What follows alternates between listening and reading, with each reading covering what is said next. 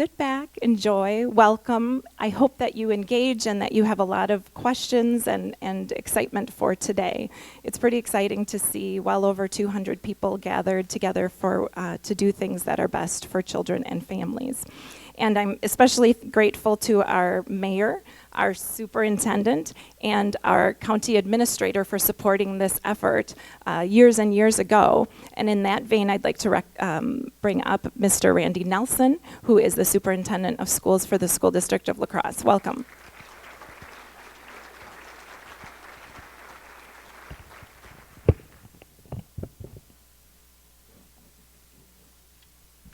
Is this on? Check. Well, welcome everyone to our 5th annual Rebuilding for Learning Summit. You know, over the past 5 years, this event has grown from slightly over 100 attendees to today we are expecting well over 200 attendees. And it's a testament, I think, to our important work surrounding the engagement of our community and our community leaders and the challenges and the opportunities that face our community's children in all aspects of their lives.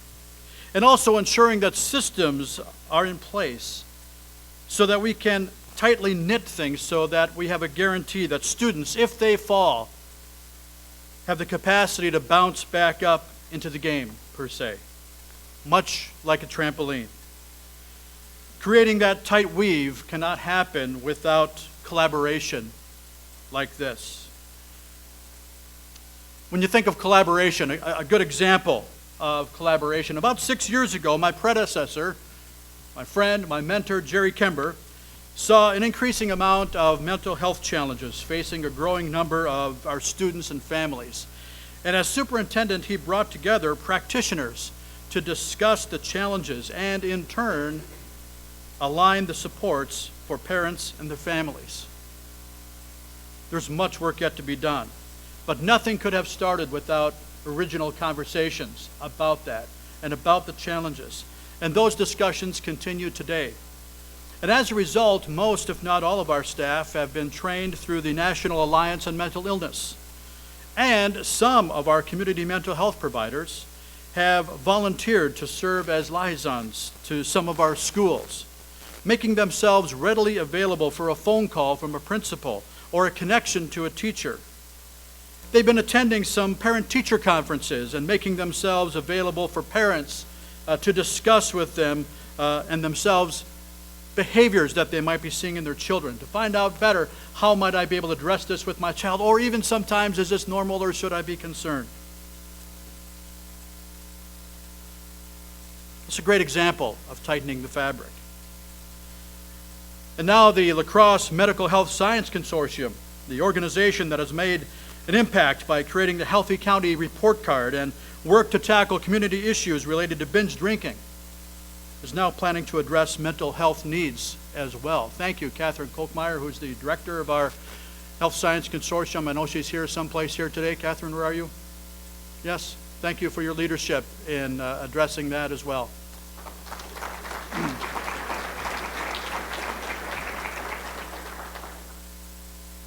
And so it's one of the things that I really see in this community. I came here in 2008, and I came from Rochester, Minnesota, where I was the director of curriculum and instruction there for about 12 years. And Rochester is about twice the size of La Crosse. And what I saw in Rochester pales in comparison to the resources that I see in this community. There were organizations, but there were not organizations clamoring like I see in this community. And yet, some of the same challenges exist in both communities. And what I saw when I came to this community was a large contingency of organizations, all of them with great intentions and doing great things. And so the idea for a summit was, let's bring people together. Inside of the school district of La Crosse, we're making phone calls to outside organizations. Can you help with this? I'd like to make a referral or a connection here. And sometimes we don't know the person on the other end of the phone. And so this is an opportunity to bring people together. It's an opportunity to try to knit that fabric so that we're not asking some of the most vulnerable children and families to take 18 to 20 different steps to get the assistance that they need. to be strong learners in school, to be active in our communities, sometimes to feel good about themselves. We put the most vulnerable in the most difficult of positions. So in July of 2005, leaders from the school district and the city and the county began collaborating on several different fronts. We've been meeting for about 10 years. And the collaboration is led by the school superintendent, the county executive administrator, and the mayor. And we have some standing committees. One of those committees would be the Human Resources Committee. And that committee works together from the entities to really discuss the matters pertaining, for instance, to safety and worker safety and staff safety. Professional development, well, while we're different, there are many things that we do that are the same. And where can we work with one another to make that happen? We work on healthcare costs, even some shared employees on occasion. There's a Buildings and Grounds Committee that focuses on maintenance and building usage between all of these public buildings that we all work in all of the time. How do we make them safer? How do we work together to create better spaces for our community and also for our workers? The Purchasing Committee continually explores ways in which we can collaborate on substantial purchases, really to save money. I have to tell you, for many years we have purchased our paper together. The city and the county, the school district saved tens of thousands of dollars on paper in those years. It makes too much sense to do that. The Finance Committee collaborates on public financial issues that our institutions face. They also explore avenues for efficient collaboration. We find that while it's all publicly financed, a lot of the work that we do, especially in the city and the county and the school district, just because it's publicly financed doesn't mean it comes to us in the same way, and it doesn't mean that we set up our systems in the same way. And it's not that we're committed to doing that, but we are committed to understanding each other and how and where are there opportunities for us to work together on our finance systems.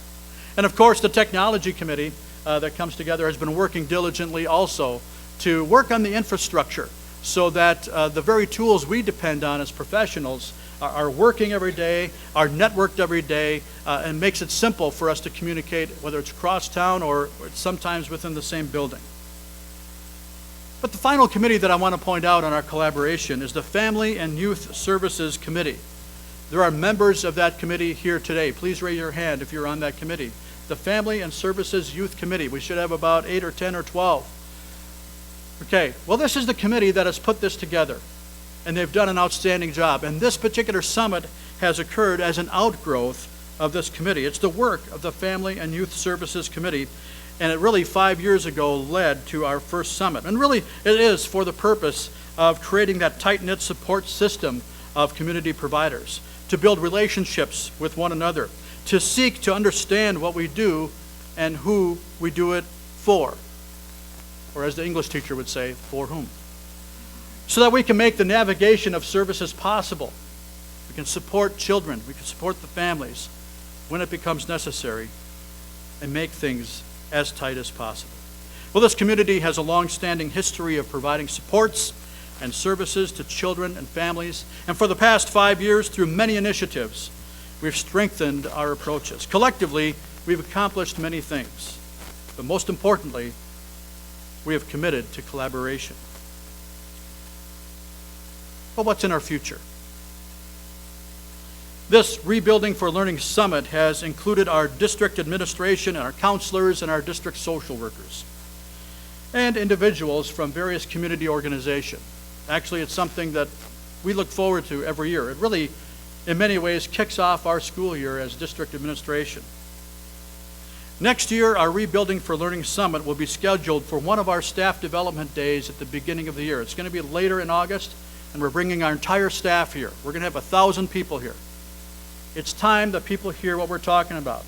It's time that the people in our classrooms and the people who are supporting our children, whether they're maybe cooks or whether they're custodians or whether they're teacher assistants, are understanding how important this weave is that we've been working on. Because it's more than just this group of individuals in this room. It's everyone. And there's a lot of work yet to do in front of us. And so next year, it's going to be big. It's going to be fun. And there's going to be a lot of things going on. So it's time for them to hear that their community supports them. and that people and organizations are banding together to help families navigate some of the barriers to learning that exist in our schools, exist in our community. It's time also for us to focus on the cultural relevance that will help all of us facilitate success for all students. All means all. And we need to stop hiding behind our faces as a means not to have the difficult and the brave discussions about this, because it's an important part of moving us forward in this community. In our more distant future, I'd like to see an expansion of our year-round calendar in other schools. We're ready. So far at our Hamilton Elementary School, we've seen a reduction in the summer slide. And with a short summer break, fewer students are requiring remedial support on the first day of school when they come back.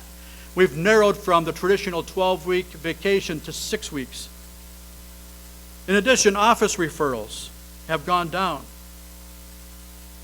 There are many variables that contribute to this. A solid implementation of positive behavior supports is certainly one of those.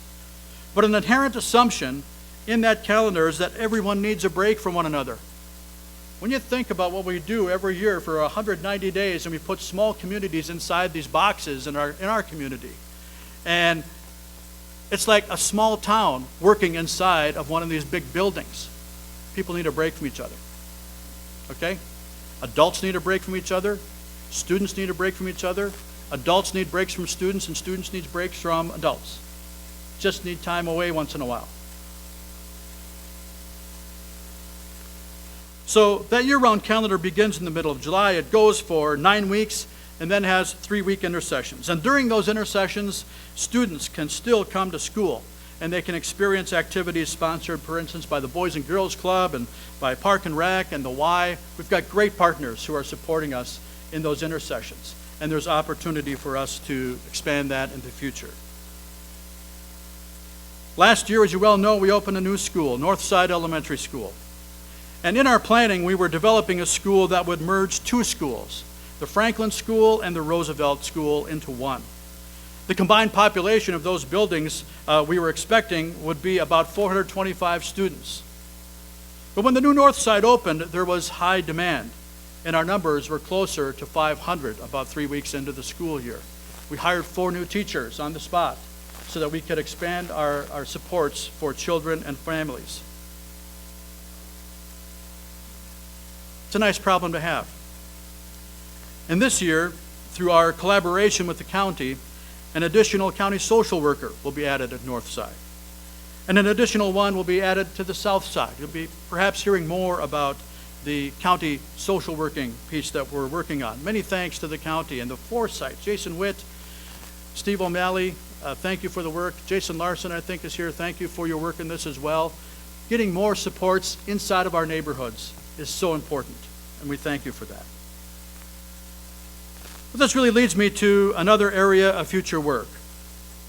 We must, in the future, double down on our neighborhood schools as full-service schools. And by full service, I mean schools that are designed to support our families and neighborhoods by providing basic services, not just education, not just sometimes daycare. But too many times we ask the most vulnerable and disconnected families to connect in ways that are really, quite frankly, unreasonable. It's no wonder they sometimes give up. It's no wonder they throw their hands up. I'm not making one more call. I'm not connecting to one more person. This is too difficult, even with our best of intentions. And so I'd like to see future schools that include a neighborhood or community clinic with both a medical office and a dental office. Would like to see also a social worker and a community policing center so that we really establish the supports right in the neighborhoods. We connect faster. We're there. School's not just a place to go to school. It's the anchor of a neighborhood. It is the anchor of a neighborhood. And our future lies not only in providing choices and options for our parents and for our students, but it also lies in having solid traditional neighborhood schools. And we're going to continue to do both of those. So this is not only a viable and logical outgrowth of the work that we've already done here in our collaboration. I think it really does reflect the schools of the future, especially in an environment of school choice and increased parental options. And so it's with this in mind that I'm excited about what lies in front of us. You know, too many times we use the challenges of our neighborhoods and the challenges of our families as reasons to paralyze ourselves with inaction. When I talk about sometimes our parents and our clients throwing their hands up and saying, I don't know, I'm not going to make another phone call, it happens with our staff as well.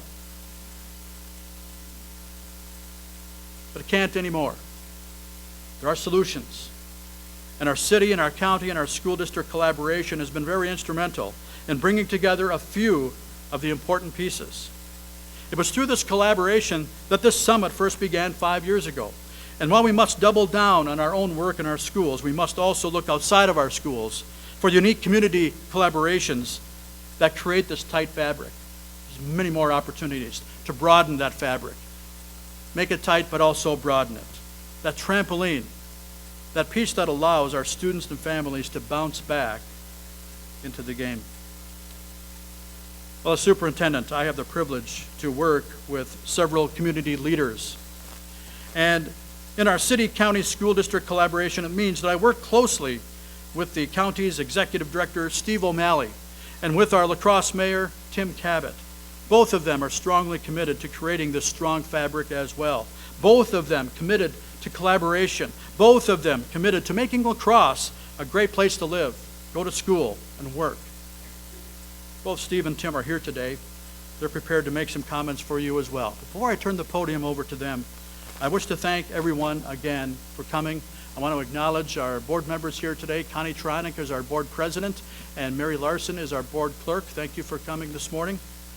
Thank you also to the Planning Committee for great work in preparing for the summit. This has become better every year. It's also become more complex every year. Of course, thank you everyone here for coming. Thank you, Dr. Stephen West, for being here. I'm looking forward to your comments, to our entire group here today.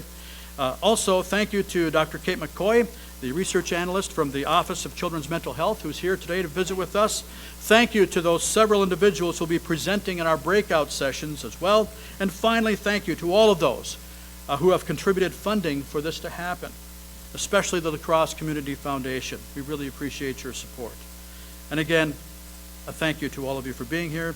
Thank you for your commitment to children and families, and thank you to our community and its citizens. This is a great place. It's a great place. Big things are happening and bigger things in front of us. And I thank all of you for being part of that and for being part of the support system to make great things happen for our children and our families. Next, Steve O'Malley, our Executive Director of La Crosse County. Thank you, everyone.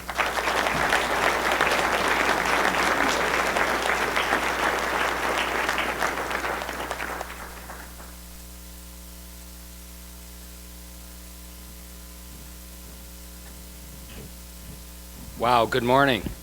I don't know how to follow that. I think he used most of the script I was going to talk about, so I guess I'm done. Thanks very much. Actually, usually I cheat when I talk in front of a group of folks. I usually have, 40 or 50 slides? Is that what board members think when I do a PowerPoint? I'm going to talk more from the heart today. I want to share with you, just as Randy did, that I've had the opportunity to serve in 5 different communities, and today is a milestone for us with 5 years of the Barrier to Learning Summit, but it's also very similar in some of the milestones that are happening for me in my life. Just this past week, I had an anniversary, 12 years of serving La Crosse County. This community has been 40% of my career. I've had an opportunity to work in 5 different communities, and to echo part of what Randy just said, I've never seen any community have this much collaboration with this many people for this long, with this much effect, with this much ambition in any of the places I've ever served. You take on the toughest problems, have the toughest conversations, and you don't avoid it. Not by finger pointing, not by blaming each other, but by coming together to try to address the toughest problems. We don't always agree. We don't always know what the right solution is because there are no easy solutions. But year after year, 200 people come together in this forum and other forums like this to have tough conversations and try to address problems. We believe very much that nobody achieves anything alone. Only through collective, inspired action together can we make a difference. No one achieves anything alone, but through work together, we make that happen. Service is the rent we pay for living. The fact that we are generally middle class, that we've achieved what we have, that we have education, we have a responsibility to give back and deal with the toughest problems, not just wait till we retire, not just wait till we make the next decision, avoid the most difficult phone call we have to make. We take on those toughest problems, and I am so proud to be a part of this community and to be the county administrator for my 12th year in this position, and I'm lucky enough that the board saw fit until the next meeting that they've extended me for 4 more years. But again, this is one of the most ambitious efforts I've ever seen. I've worked in the Twin Cities, I've worked in small counties, and your work is so critical to changing lives and revitalizing neighborhoods. And I want to highlight a couple of the initiatives that are going on, but I also want to make sure that you know this work's not being done in a vacuum. Like I said, Randy stole a good part of my script because I was going to highlight some of the work of the La Crosse Area Family Collaborative. It's patterned after work in other communities, but on a more ambitious level than what Madison is doing. Community-based social workers that we've funded through our areas are also cooperatively funded with some CDBG money from the city, with space provided by Mayo and the school district, June Chomey Justice and Peace Fund, and many other organizations in this room, including Gunderson, the African American Mutual Assistance Network, Cooley Cap, Family and Children's Center, UW Extension, La Crosse Community Foundation, the Great Rivers United Way, and if I forgot anybody, I apologize. Because none of this happens without all of that collective effort, funding, and support to make a huge difference in an ambitious area of how we intervene in families earlier rather than later. How we engage families as partners, not as people we're judging or imposing decisions on. That's challenging for us that have been in the profession for a long time. As I said, I've been in this profession as a public administrator for 30 years, and I'm learning every single day. I rely on department heads and managers and social workers and nurses and secretaries and people that make sure that I get to where I need to get to and that I help make a decision that our board needs to be able to know what their choices are and what their policy choices are. Secondly, we're doing a great deal to revisit what is happening in juvenile justice. We're completely revisiting what our approach is and having those difficult conversations. And our police chief and Sean being willing to take on some of those toughest issues along with family and children, along with the school district and liaison officers, and really re-examining what is our role, what can we achieve, what is our goal? Not just intervening in a crisis, but how can we get ahead of that and change what is truly a tragedy about disproportionate minority contact, and how can we do a better job and not just say, status quo is what it is, that's what we're going to do. We're going to change lives upstream before people get into the criminal justice system. That's a huge goal, and the fact that people are at the table is just so inspiring. We're improving access to mental health services for our kids. The work of Matt Strittmatter and his whole unit are going out and accessing funding and doing the things we need to do to make sure that, along with trauma-informed care, that we identify what's happened to many of these kids beforehand, what's happened to these families beforehand, so that we're not, again, just judging and imposing our values, but that we're working with families as partners to try to help recognize the challenges that they have, not make excuses for them, but to help them get the tools they need to change their lives and to stay out of the criminal justice system.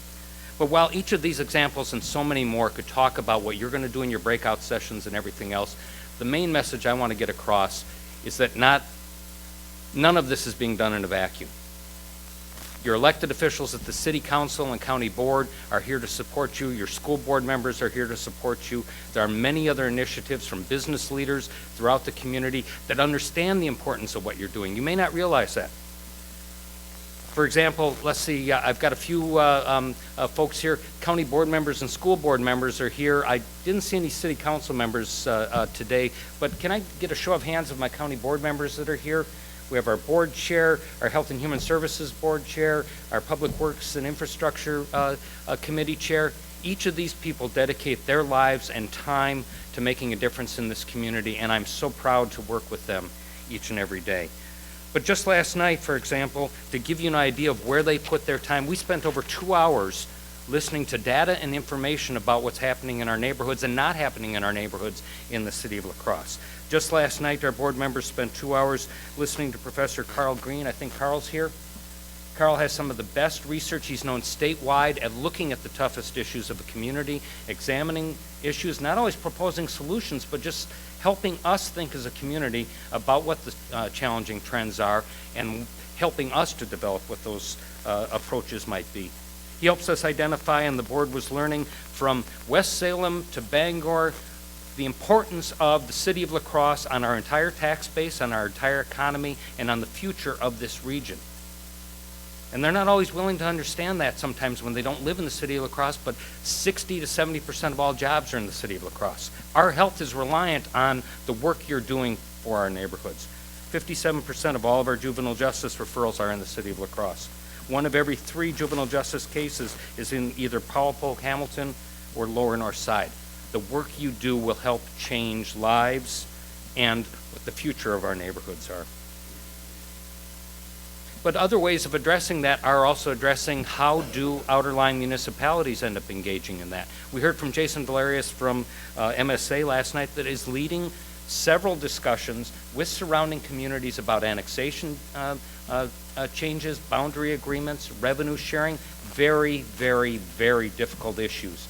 Long-standing disputes and disagreements about how this community has evolved, but people have collectively understood that targeting development to the urban core is a higher priority. We don't know how to get there. We don't know what the solutions are. They will happen decision by decision, municipality by municipality. But people are starting to get the validity of revitalizing our neighborhoods, revitalizing the core, that we are only as strong as the city of La Crosse. Last but not least, I want to touch on an initiative that I've had the opportunity to work on. In fact, it was probably the first time I ever got a chance to meet Randy, and was so excited when he came here from Rochester. We're patterned after something called the Kalamazoo Promise. It's called the La Crosse Promise. I don't know if Geraldine's here. Geraldine, thank you so much. I'm so pleased and proud to serve on the board of directors of the La Crosse Promise, and we are at the cusp of something really big happening. Right now, the La Crosse Promise is doing things in schools to help make sure that through our Future Center advisors, that people that may not have thought they could go on to college are getting the help they need to go on to technical school, to go on to advanced school, so that people see, families see, students see the possibilities beyond high school. So that the work that you do, if you can help make sure that first generation kids that didn't think they had that chance, we can help that happen. In addition to that, we are in discussions with donors talking about a place-based scholarship program.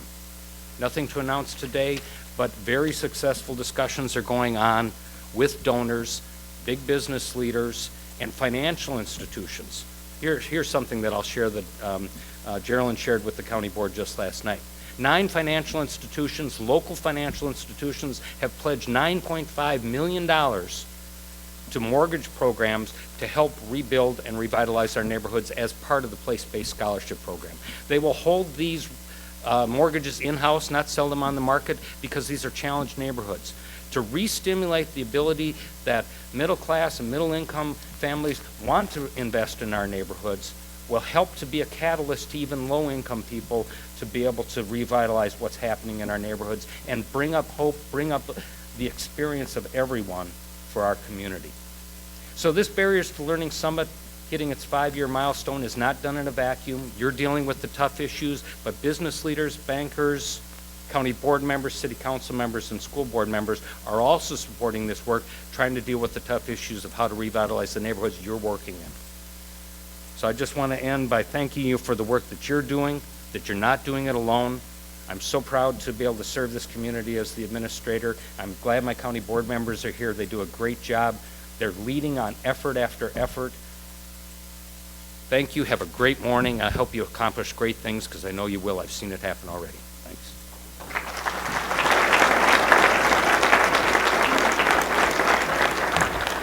And I was supposed to introduce the mayor. That was a lousy introduction. Mayor Tim Kabat.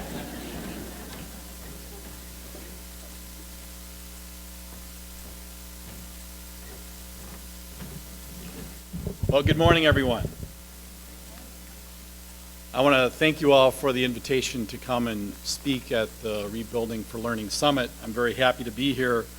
I'm also pleased to share some of the great progress that we're making in the city of La Crosse, in our Washburn, Powell Pogue, Hamilton, and the Lower North Side Depot neighborhoods. And I'm going to talk about that in just a minute. I also want to thank the organizers of this event. It's great to see all of you. It's especially great to see Randy Nelson here. I don't know if you're aware, there's this local conspiracy perhaps, or this idea that he and I are the same person.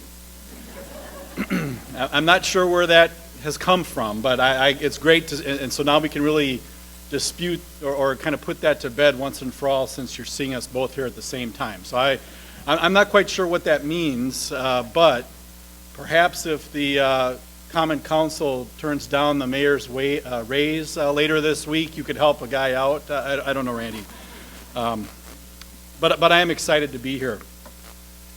I'm fired up because this is the 5th annual summit, and I think that says a lot about what Steve O'Malley had said about really just the staying power of the efforts and the dedication that you all have here in this great community. We know that learning is a lifelong process, right? We know that. And as we continue to learn more and more about the best practices for how we address the challenges in our neighborhoods, and especially those in the core of our city, we are striving to make sure that La Crosse provides an educational system here in this area for every student, bar none, for every student, and it serves those students and supports them here in this community.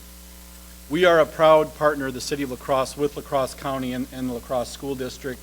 I do cherish the monthly meetings that we have with Randy and Steve O'Malley and talk about a number of these issues, and we really didn't sort of rehearse what we were going to talk about. So I appreciate Randy's and Steve's comments and the fact that we are really here to thank you for all of the great work and the great efforts, because these are not easy problems. If they were, we would be on our day and working on other things. These are very tough issues. And so I appreciate their kind words. I'm going to push you a little bit today. So I'm going to perhaps play that role of being the needler. And I apologize for that up front, but that's what I'm going to do. We're here today to learn about different ways to address our barriers to learning, crisis assistance and prevention, compassion and responsiveness, so that we can work together to ensure that all our children come to school ready to learn, no matter what their socioeconomic background is, no matter if they grow up at 5th and Market Street or on Knobloch Road. We have achieved much in these past years as a part of the La Crosse Community Collaboration, saving taxpayer dollars and working together to reduce duplication and to share knowledge. And yet, we are still very much a work in progress when it comes to regional collaboration. The challenges that we face today are as complex as any have faced, and in many cases, they are growing more difficult every day. Nationally, of course, we see the gap between the rich and the poor growing like few other times in our history, and historically, when America sees the conditions that we have today, we experience massive upheaval in social and political arenas. 50 years ago today, 1965, on this very day, the riots began in the Watts neighborhood in Los Angeles by people that were tired of living in substandard conditions and who fought back with violence against the problems of poverty, crime, and the lack of opportunity. By the end of the riots the following week, 34 people had died and more than 1,000 were injured. We have the same issues going on today. Thankfully, here in La Crosse, we're working to address many of those same problems by sitting down and talking to each other. Now, I've been asked to provide an update of our neighborhood programs, and I'm pleased to do that. But on the other hand, I'm also very frustrated, and maybe you're frustrated too. As mayor, I'm very worried about the most vulnerable schools and neighborhoods in our city and whether our efforts are really making a difference. I believe they are. I think we can point to many successes. But I also think we're very impatient to see more progress. I know I am. We see the growing economic segregation in the city of La Crosse compared to the rest of our area. We see the concentration of problems in just a few of our neighborhoods and a few of our schools, and yet we see new developments that are being promoted and approved in the areas outside of the city surrounding La Crosse, new sites for million-dollar homes, places that are untouched by poverty and substandard housing. This disparity is echoed by the fact that our area unemployment rate is one of the lowest in the nation, yet our average wages continue to lag the state of Wisconsin and the country as a whole. In fact, we were just recognized, and here I am, I'm doing Dr. West's presentation here. I'm sorry. Randy started it, I think, by hitting the button, so I'm sorry for that. We'll let him start from the beginning. There we go. All right. Thank you. Thank you. Apologize. But we were just recognized as being the 10th best small city in America out of 463 cities to start a new business for young entrepreneurs. It was the website Nerd Wallet, and I've not heard of that, but that's the website. It measured and compared the good news of our business climate and our local economic health. And yet, on the other hand, we just completed a point-in-time homeless survey here in the city, and that showed the number of homeless people in our community growing, including veterans, children, and families. We have much to celebrate today and much to worry about as well. A recent New York Times opinion piece highlighted this question about the economic segregation that we're facing as a country today and asked, should cities like La Crosse be the sole provider and location for nearly all of the affordable housing and social services within the region versus the population and housing growth that we're seeing and the economic opportunities that are being encouraged and provided for in the surrounding townships and villages here in our area, without any requirement for affordable housing, regional mass transit, or support services. The New York Times piece suggests that a person's zip code is now determining whether they will climb the rungs on the social ladder or be stuck on the ground. And I believe we must address this disparity on two fronts: rebuilding our neighborhoods like we're doing, and the family supports for those people that live there, as well as to ensure that these places become a place where anyone would want to live. So that's one. On the other part of that is to require that our region does a fair share to provide affordable housing, public transit, and revenue sharing. We need to start acting like a region.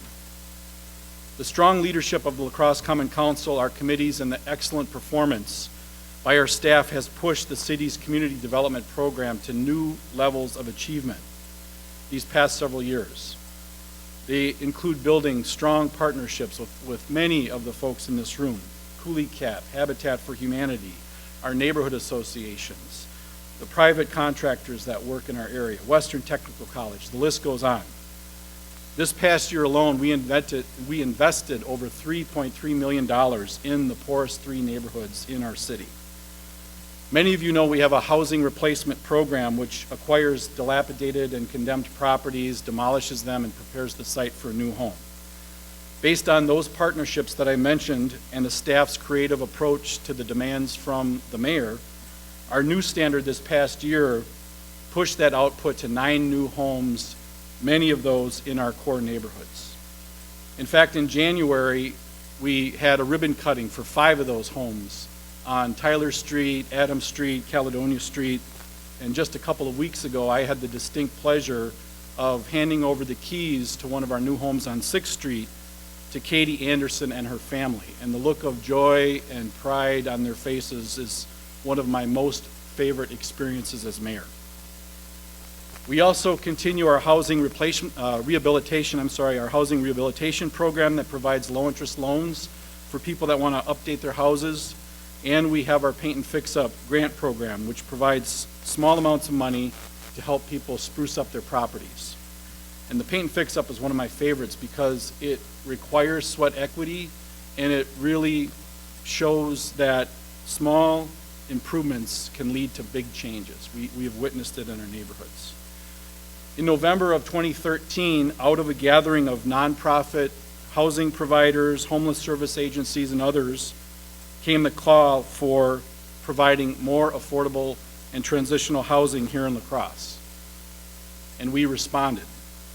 I'm pleased to report that we are building affordable housing better than few other times in our recent history, including investments in the former Bacalar's building on South Avenue, which will be converted into 24 affordable housing units. 6 of those will be dedicated for individuals and families who want to take the next step to permanent housing, and financial support to help renovate the former, financial support and collaboration with the La Crosse School Board to help with the renovation of the former Roosevelt School into 30 units for affordable seniors and families.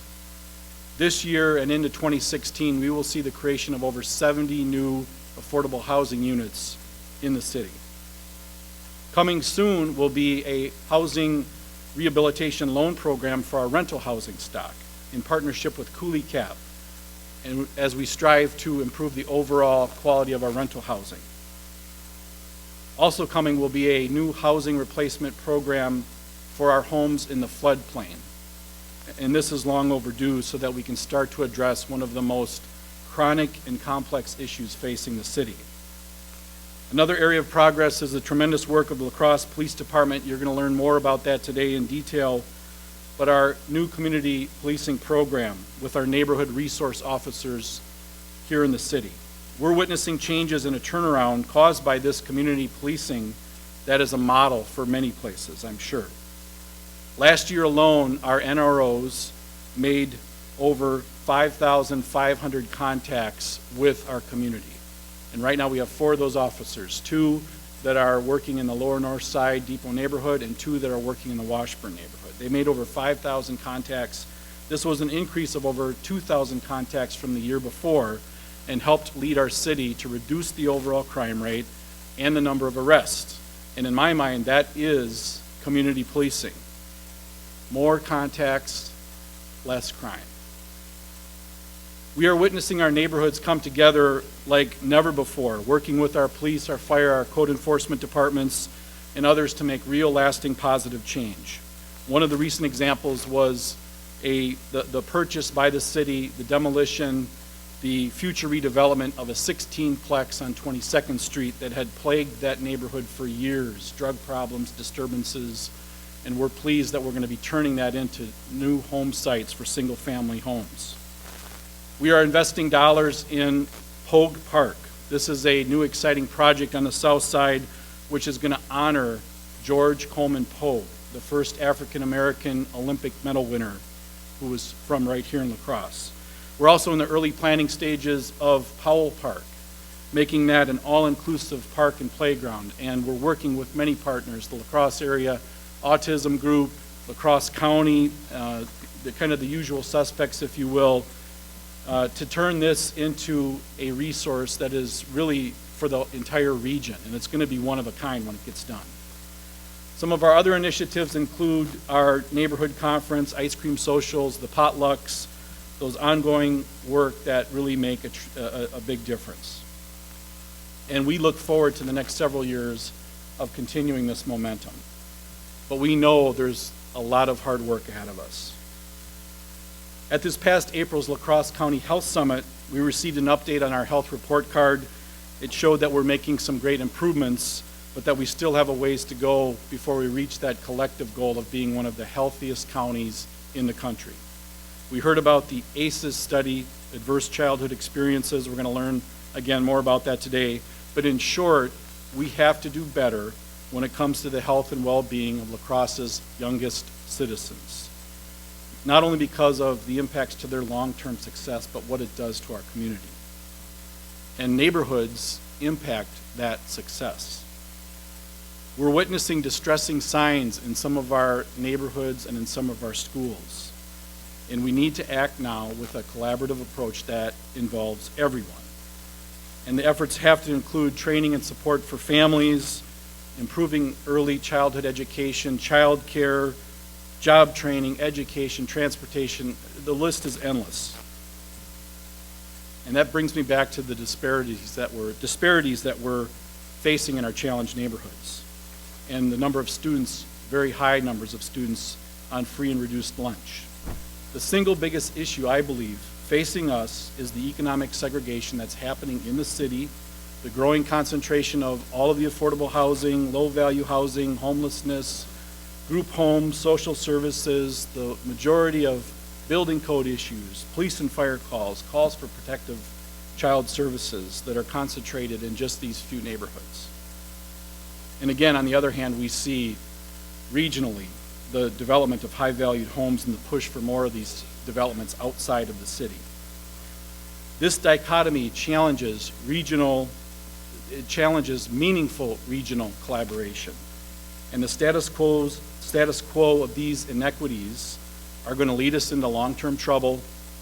They're going to prevent us from reaching that collective goal of being the healthiest county in the country and one of the best places to live anywhere. And that's perhaps a bit why I'm frustrated. Besides our efforts to rebuild, invest in, and revitalize our neighborhoods, we do have some real-world examples out there of how to address these economic segregation issues. And they include things like county-wide affordable housing requirements, better regional transportation, and regional revenue sharing to reduce the tax inequities that we're facing here in La Crosse County. We know these are real solutions. Many places are employing them. They require those affordable housing spread throughout the region. They work together on regional transportation solutions, and they help out a community like La Crosse that provides regional services like the La Crosse Center, the free parking that you're going to enjoy, our parks, our libraries, to name just a few of them. We need to look no further than Minneapolis. This is a place which is a national model for addressing these economic segregation challenges. And again, they've put it together. They put the regional affordable housing and the revenue sharing together to help grow and prosper in that area. We need to start acting on real solutions as a way to reduce the economic segregation that's happening here in the city. We need to be pushing ourselves. I'm ready for you to push me. I hope you're ready for me to push you. In closing, thank you again. It's a great opportunity to be here today to share some of the great success that we're seeing in our neighborhoods. Our collaboration between our three organizations, I think, is as strong as it's ever been, and I see that not just improving as well. And I also want to, again, look at these serious problems of economic segregation. How do we address them? And how do we really work together so that we can be a compassionate and responsive community? Thank you.